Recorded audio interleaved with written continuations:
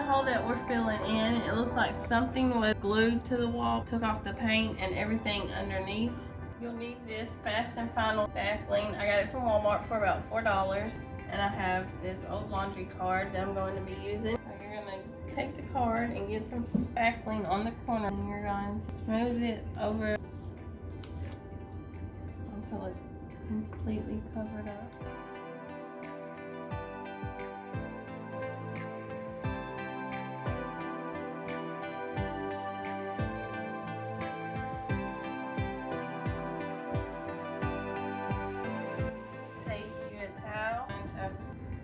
Press over it like that. Okay, so the towel is to mimic the texture of the wall, and then you're gonna let this dry for about 10 minutes. This is the paint that I'm gonna be using. It's an acrylic craft paint from Walmart, and this color is antique parchment. I went with this color because it looks like it matches the wall pretty well.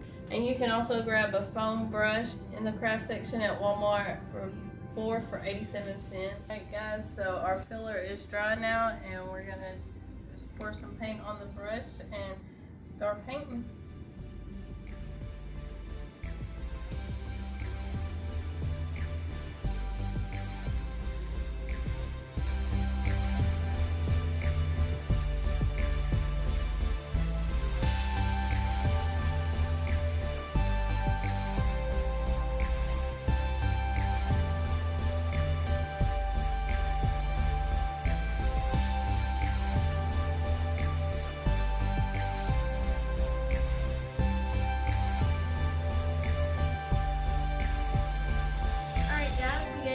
Time to dry, and as you can see, it matches the rest of the wall.